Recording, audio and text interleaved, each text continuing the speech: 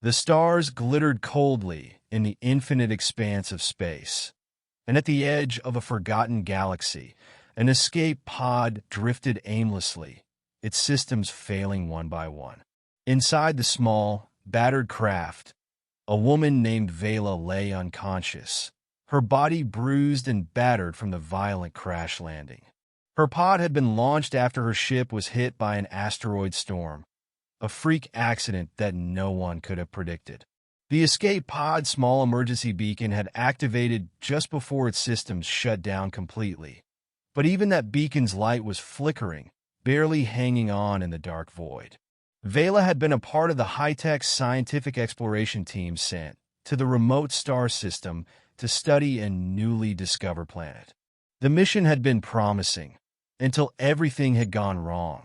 A combination of equipment failure and cosmic debris had thrown their ship off course, and now she was stranded on an unknown planet, the only survivor of the wreckage. She had no memory of the crash, no idea where she was, and only the faintest pulse of her life support system to keep her from succumbing to the cold. For days, perhaps weeks, Vela floated in darkness, unaware of the passage of time. Her survival instincts had kicked in long ago, but without a clear sense of direction, there was nothing she could do but wait. The escape pod had no propulsion. It had been designed for short-term escape, not long-term survival. Food supplies were minimal, and she would soon run out of air. Her last hope rested on the faint signal from the emergency beacon. Would anyone hear it? Would anyone find her in time? Unbeknownst to Vela, someone had indeed heard her signal. On the other side of the galaxy, a man named Marcus Owens, a scavenger, had been drifting through space in his battered ship, the Valor.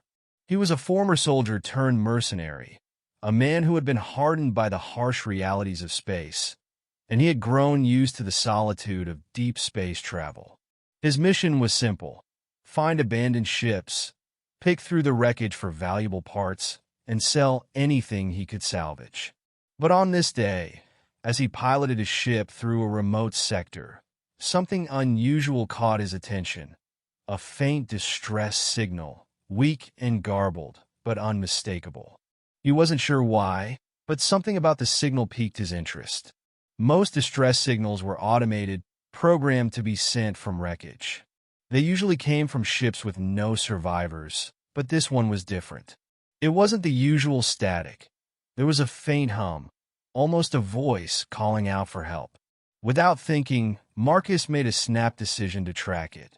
He followed the signal through asteroid fields and nebulas until it led him to an isolated, rocky planet far from any star systems he knew. There, on the barren surface, Marcus found the source of the distress signal, a small escape pod, battered and half-buried in the dust of an abandoned world. He landed his ship nearby, cautiously stepping out of his vessel and approaching the pod. The pod was ancient-looking, its surface pocked with craters from the impact. Its emergency beacon was still emitting a weak pulse, but the pod appeared to be devoid of life. No signs of movement, no voices calling for help. As Marcus approached the hatch, he hesitated for just a moment. He had seen many pods like this, filled with nothing but debris. But something about this one felt different. It was too deliberate, too designed. The beacon's signal wasn't random. It was structured. Someone had survived this crash. "Here goes nothing," Marcus muttered, tapping the pod's hatch. It hissed open with a groan, and Marcus stepped inside.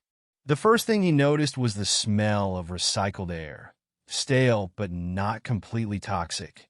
Then, as his eyes adjusted to the dim lighting, he saw her. A woman, unconscious and barely breathing, strapped into a seat with a life support system beeping steadily beside her. Vela's body was covered in bruises, and her face was pale from the strain of survival, but she was alive just barely. Marcus didn't waste any time. He rushed to her side, checking the life support system and quickly finding the problem: a power shortage. With swift hands, he rerouted the power from his ship's emergency systems into the pod, giving it a slight boost.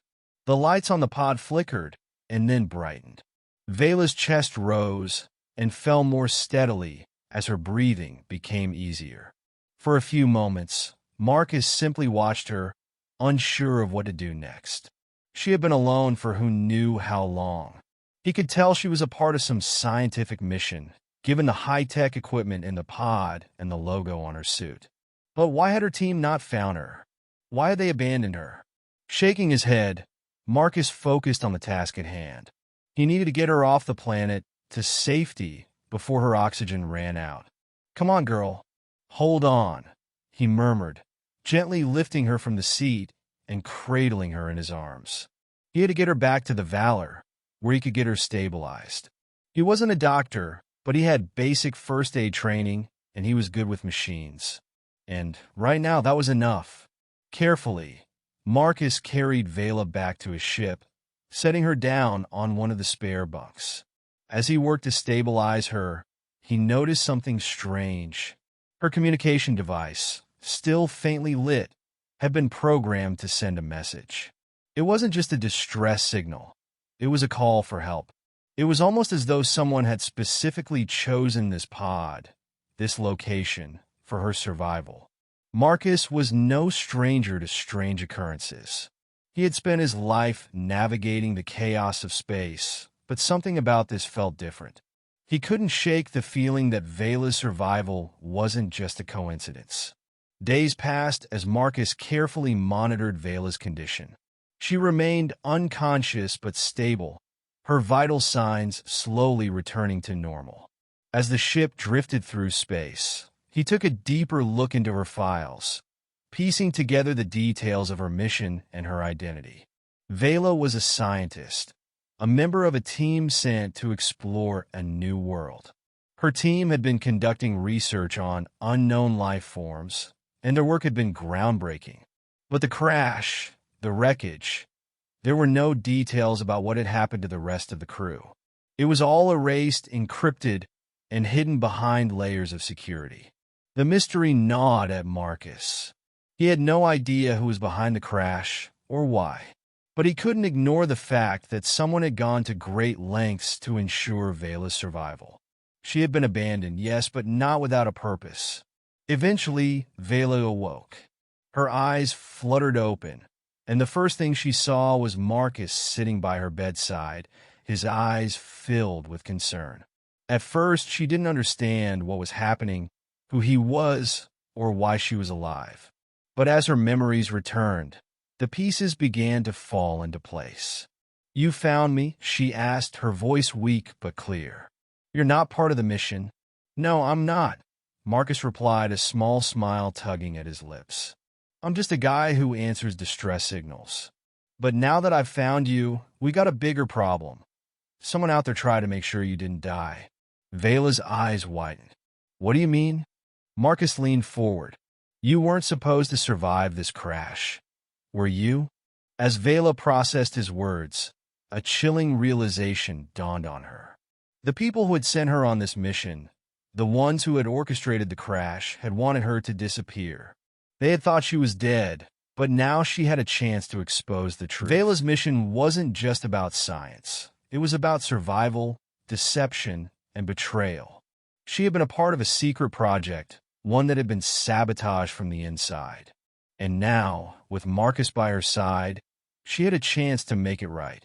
Together, they set off into the stars, determined to find the answers and bring justice to those who had been left behind. The universe was vast, and the road ahead was uncertain. But with the signal of hope now stronger than ever, Vela knew that she was no longer alone.